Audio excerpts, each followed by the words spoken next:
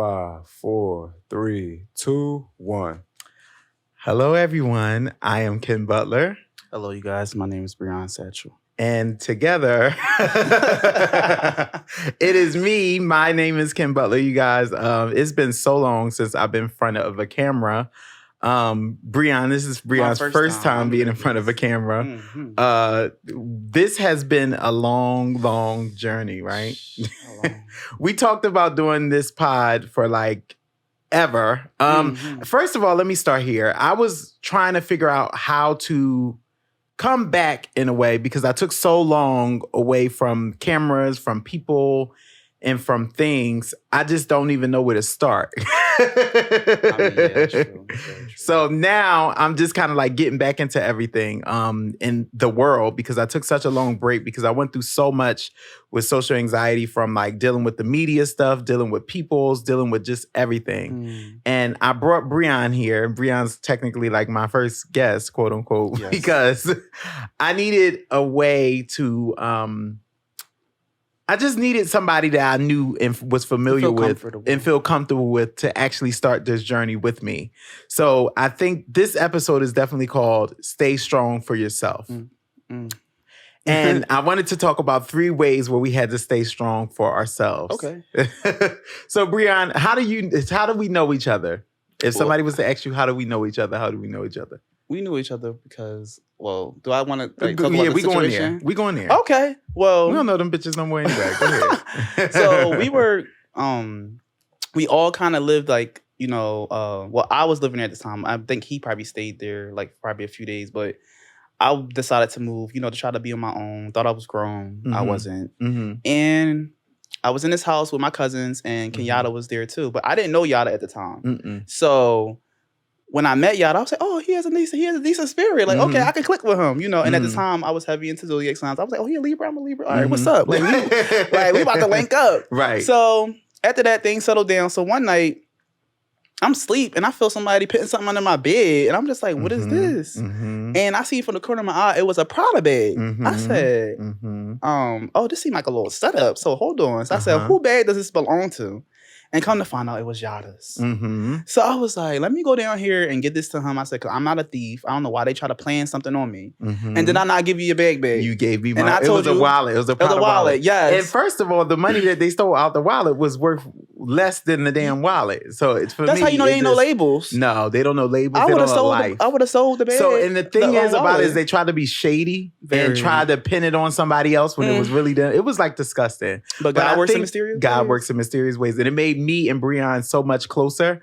And technically we're like family because the people that we were talking about, we're both related to. So that's technically make us related too. Plus it's the whole Butler thing. So anyway, back to the reason why we are here today. Yes. Breyon has been there from that day that we met.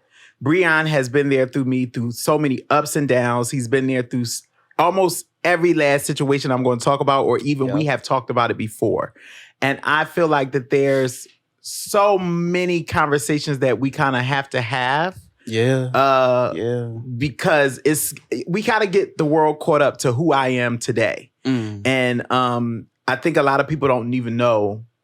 It's been so long. That's why. So long. And you've been so isolated. Very. And I've been so antisocial. And you changed so much. Drastically. Which way is the way you think I've changed the most? I think like just the way like you being just more open, like exposing more stuff. Like you was so cute. Like you were just like so to yourself. Like you was like never the type to speak too much on things. I think once you got on this show, that the Revenge Body show, I think that's when you kind of open up more because I've never seen you like talk so much about your personal life in public. And this is about to be crazy. And then now this is public. You see what I'm saying? Yeah, this is about to be crazy. But yeah, you just changed a lot. Like I just feel like your attitude changed, like your demeanor changed, your spirit changed. But it was all for the good. You feel me? Like you've been some trials and tribulations, even leading up to the Revenge Body show. Like your mom passing and stuff like that. Like that was like it was crazy. So with that being said, I think it's best to go into the part about staying strong for yourself, right? And this is what this episode is entitled. So I'm going to talk about the first time I was strong for myself. I had to be strong for myself, and then I'll pass it off to you. But I talked to you about this before, but never in detail like this. But the first time I really had to be strong for myself was I was kind of like in a R. Kelly situation kind of thing. Elaborate on that. Well, I was about 13 years old, and my mother was sick with arthritis, and she was always in and out the hospital. And as you know, arthritis is, well, not arthritis, God forgive me, but lupus. And lupus is an autoimmune disease, lupus and arthritis and bronchitis. So she was always in and out the hospital. Oh, wow. And at this time, I was kind of like a trouble child because I would fight a lot in school and stuff like that. So there was nowhere for me to stay because something had happened. I was staying with my grandmother. Some things happened. We didn't really get along like that. God rest her soul. And like I said, thank God that this podcast didn't happen when we wanted it to or when we was working on it. You said because it would have been a total different conversation and a total different outlook on it, because now I'm looking at it very differently. I look at my relationship with my family very differently because of this incident, I harbor a lot of feelings towards them negatively for a long time because I felt like nobody was there for me in that moment or there for my mom or in me. So I kind of had to do what I had to do. Because you had to do it by yourself. I had to do it by myself. But in this instant, I was a minor. So obviously, for whatever reason, I couldn't stay at my grandmother's house anymore because we wasn't seeing eye to eye at the time. And I praise God that we had an opportunity to talk about it. But I wasn't allowed to stay at her house because she wasn't used to the whole gay thing. And I was just coming into myself. And, you know, like she said, that wasn't something that she was used to growing up with. She was old school. So obviously, there was, at the time, a pastor who was like kind of like a family friend, you would quote unquote say. And I started living with him and his sons, and he was like molesting me and his sons. So it was a lot at the time because he was telling us one thing on Sunday, like telling us wrong to be gay, it's horrible to be gay. And then the next thing it would be like, okay, and mind you, it was his sons he's having sexual encounters with. And then I remember when like human services got involved, children and youth or whatever, had got involved. They call it DHS in Philly. So they had got involved. And when they did, they was like, okay, he got to go somewhere else. So basically when they had, I keep saying they got involved, like each over and over again. Right. But anyway, it was like a whole thing. And nobody believed me at the time because he was a pastor. You know what I mean? Nobody's going to believe that. Oh yeah, the title. Come on the title. now. Come on. And it's just the title. So nobody believed me. And I remember at the church, I had said what I had said. And what I said was, this man is touching me and his children. And he was like, oh no, he has mental issues, you know, all the whole nine. And everybody believed it. And they believed him. Of course. I felt like, I was then feeling like, damn, don't nobody got me or whatever. And I wasn't heard. Yeah, and I didn't want to tell my mom because she was sick, you know, and I felt like, this is going to make her sicker and she would die, you know? Stress. And then he never beat me though. Like he used to beat the hell out of his kids, like to the point they had welts on them, everything. They had, like, he used to beat them bad. But he never touched me because I think that if he touched me, you would have said something. The validation that would have gave my statements, because I was always vocal. You know, I'm still vocal. Yeah. So that would have definitely been crazy if I would have said what I said and then I could show for what I could show. Because it's not that much that you can show with molestation. You know what I mean? Yeah. So that's that part of it. But it was definitely a long journey because I had to stay in foster care. After his house, I told one social worker and she believed me. So wait, let me ask you a question. Go ahead. So when that happened, when everything transpired and pretty much you got groomed to like it or just was used to it, like how did you feel? Like how did your mind shift? Because I know that when things like that happen, like you get like urges and stuff. I'm glad you asked that. My whole relationship with men had changed. It went from knowing that I can use sex to manipulate men who liked men who had wanted to hide it.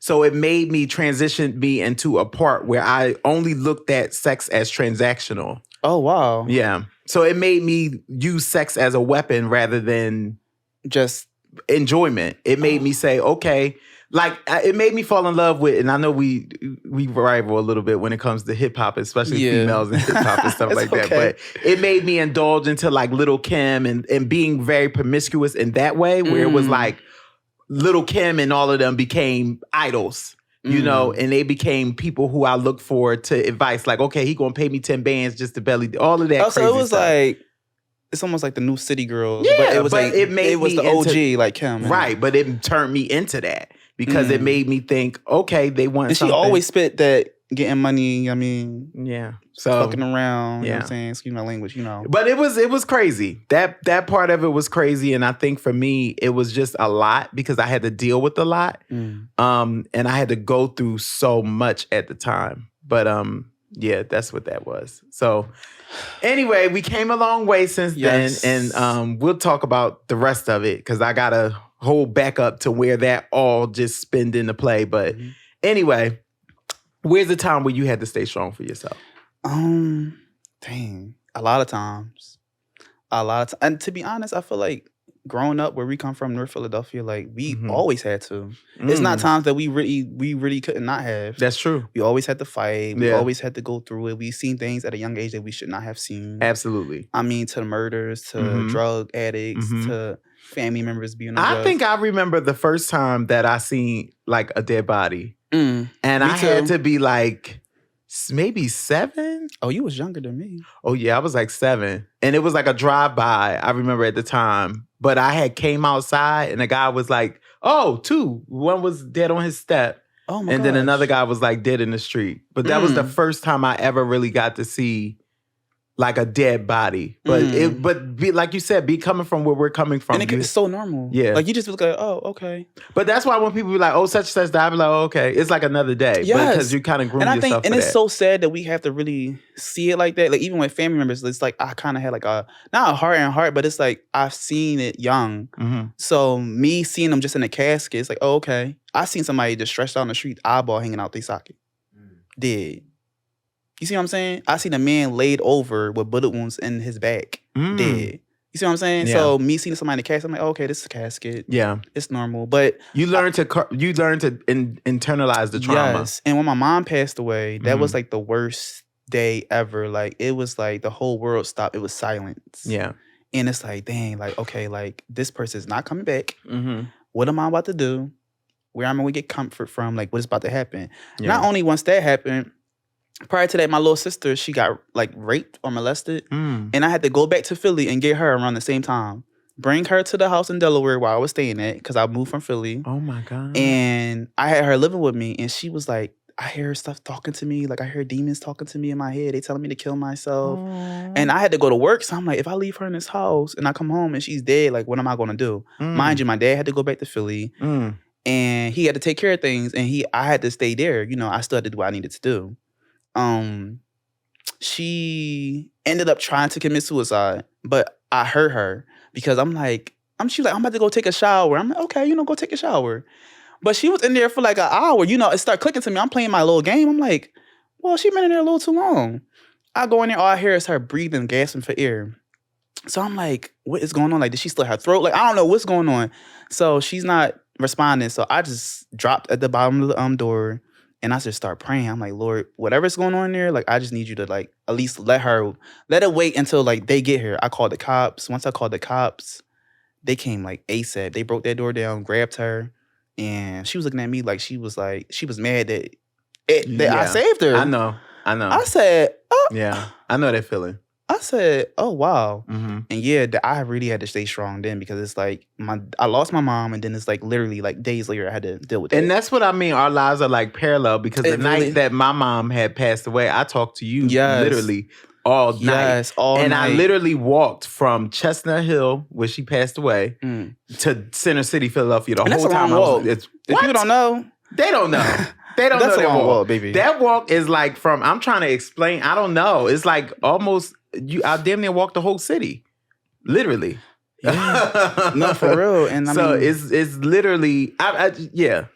If I could have took that walk, I would have took one too because I mean, you have to get all that all that energy off of you. Yeah. Like somebody you love and know and care about And so then much. is I gone. think the things that happen around that death is way more worse than the actual death. Yes. Because you got to think about the fights with the family, the fights with these people, the fights with this people stuff. being fake. People and just, being fake coming around just when they are in death and not like in regular life. That's why it was so important for me.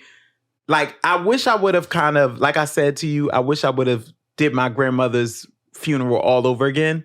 I wish I would have took somebody that I love and support with me. Not saying that my family isn't loving and supporting some of them, but I just wish I would have took somebody who I have in my life on a daily basis. Come with me and do it that way, and then opposed to doing whatever. But the support is like, even once that stuff happened, it's like you really still have support. You know what I'm saying? It's like you don't have that stronghold support the way you may need it. Even from a family member. It can be like, I didn't want to be around my friends when that stuff happened. They was calling me, texting me, wanting to like console me, and I'm just like, bro, just leave me alone. So I want to go into the second way that I had to stay strong for myself. And the second reason was in LA. And you remember some of this too. You know, I'll go into this. LA taught me you can be a pop star. All you have to change is everything you are. And that's one thing that I had to do, you know, at a certain time in LA. It was just like everything that I was and who I am. And I think that this is why I call this my whole new era, you would say, is I am Kim Butler, because this is me being the real me. I feel like because I'm from North Philly and because I was in Calabasas, it's like this person in between that had to go in between both.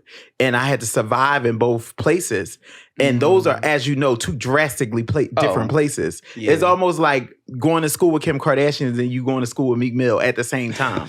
So it's like your mama Kim Kardashian, but your daddy Meek Mill. It's like you just listen. that's just the life that I live. So for me, it was like I had to suppress the ratchetness when I kind of went around them. But the ratchetness that I did bring out was entertaining. Then over them, I had, you know, in North Philly, I had to be the bougie bitch, but I still had to suppress the bouginess that was excelling me to the top. So it was like, it was always this battle in between both. But I want to talk about a time where I was suicidal extremely. And at this time, I remember I had wrote a suicide note because I remember the producers. I never heard it. Never. You never told me this. And I never told nobody this. Oh my gosh. But because you don't feel strong in that moment. Right, you don't. And I remember the producers came to me and they said, this was right before I had got on the show. Now, mind you, it was a whole battle before that. Now, I ain't even getting into. But I remember I was in this hotel that was paid for by the government because I didn't have any money. I was on government assistance and they paid for a hotel for me to stay in. And I was lying to producers saying I lived in Malibu. You know what? And mind you, I had never been to the West Side. Really? At that point. No, I ain't never been to the West Side. I didn't even know there was. I just knew there was Malibu. And I remember them talking about it on the show a couple times. So I was just telling them I lived in Malibu. And they knew that wasn't the case. And they were like, you're going to have to be real about what's going on. Because they found my blog. And you know, that was like popular at the time. And they were like, you don't look like this. Like, you know what I mean? Right. This not the person. No, that's sitting in front of us. So I had to explain that. And they were like, you're going to have to tell us the truth. And I was like, okay. And the lady was almost like, we about to not work with you because this is just too much. And I remember that night, to this Kanye West song, it was called, and at the time he had just released the Life of Pablo album. And it was a song on there called FML or something like that. I think I do remember that. And I remember I had that song on repeat and I wrote the suicide note. And I remember saying to myself, if I don't get this opportunity, I'm not going to be here. And it wasn't because of a shallow reason, like if I don't get to be around these people. But you got to think about me being in a hotel and you feel like that doing was something strange for a piece of change just to eat and living off. It's like so drastically, right? So if you're all the way down here and then you got an opportunity that's going to take you all the way up here. And if I don't get this thing, I am tired. My mom had just passed away. I was going through so much in Philly and I was just in LA chancing it. So to be able to get this opportunity would have been life-changing. And it was life-changing once I got it. But I remember just having to stay strong for myself and going through the process. And thank God that I stayed with it and not went with my first reaction was that I was just tired. And I want to funnel it back to you and ask you, because this got a little heavy for me. But What's a second way how you did to stay strong for yourself? I would say, to be honest, just like me learning how to just be me. Like, like How staying so? strong. Like, because like I always feel like I was always just isolated.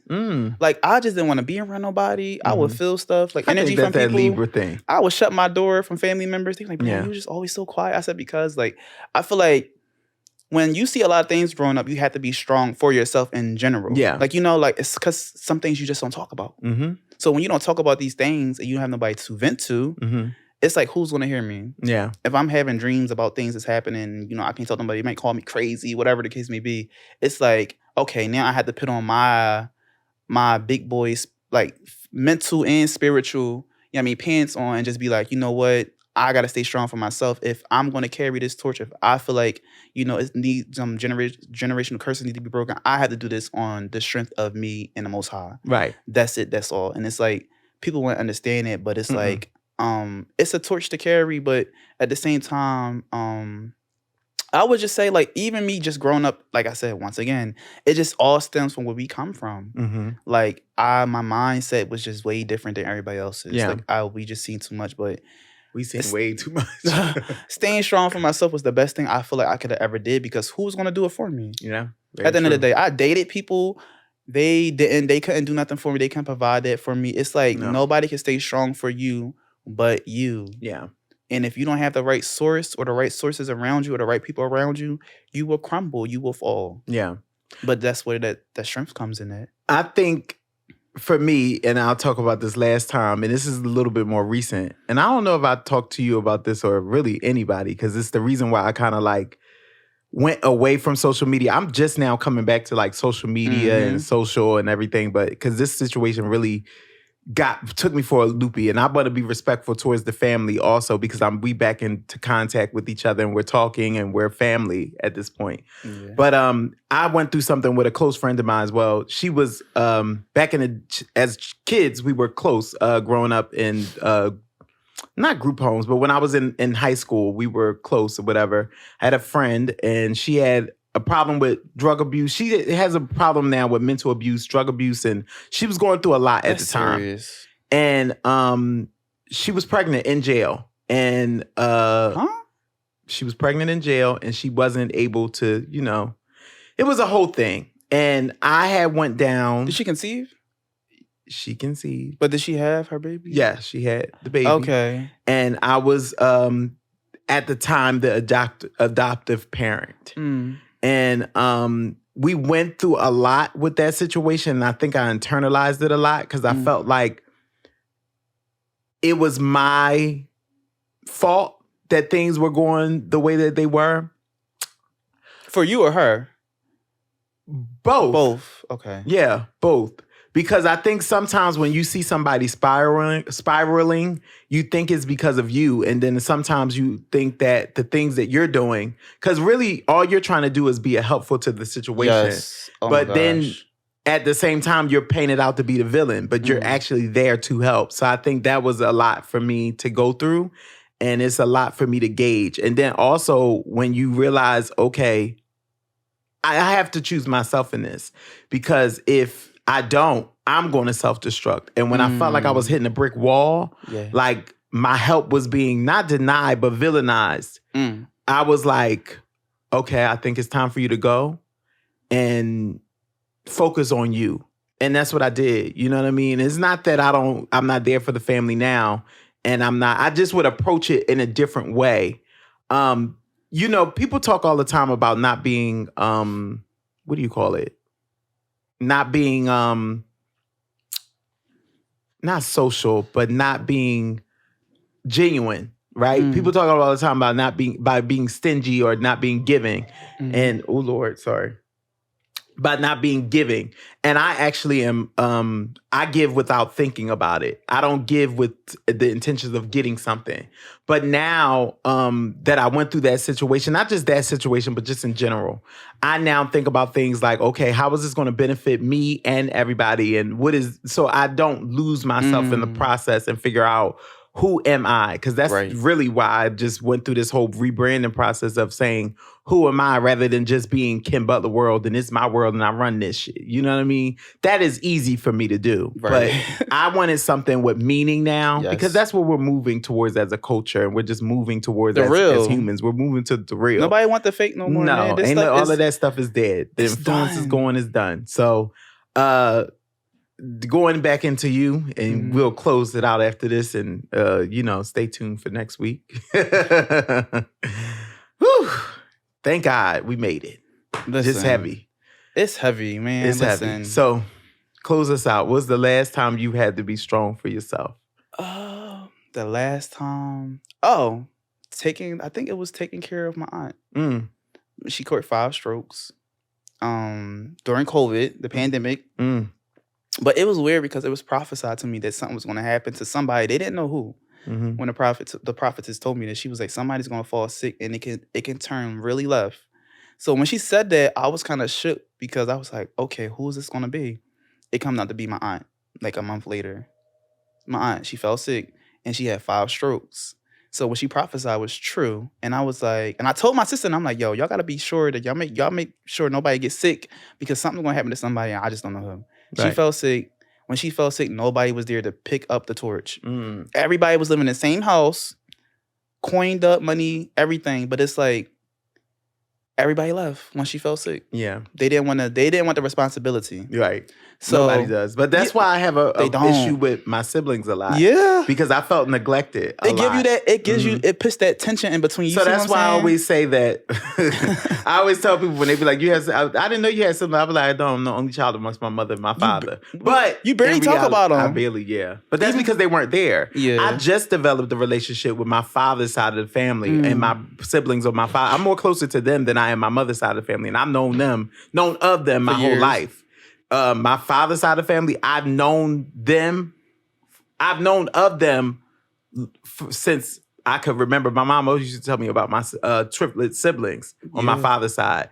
But I developed a relationship with my sister, my 2 older sisters, and one of my older brothers. My brother, I think he is the oldest. But if anything, I just developed a relationship with them. Their mom and just all of my cousins. My cousins to me feel more like siblings than cousins anyway. On my father's side, my mother's side. Why is it like that? It's like one side is like this, and then one side. Well, that's just the black thing. I think it is. I really think it's in our culture. It's like you fool with one side, you don't fool with the other. Yeah, because it's crazy. Because my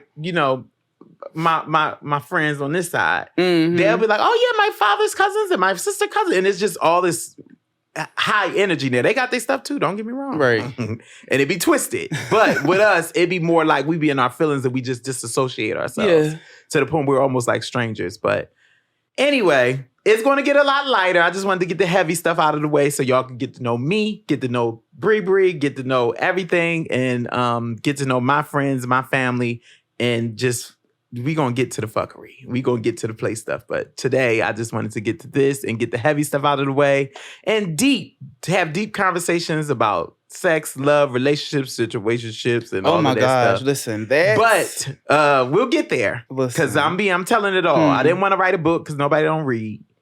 I didn't want to, I still do my writing here near my screenplay writing, and I'm going to get into the blog stuff too. But for the most part, I just wanted to get this out. Yeah. And I feel like this is the best way to just get it out and just to tell our experiences.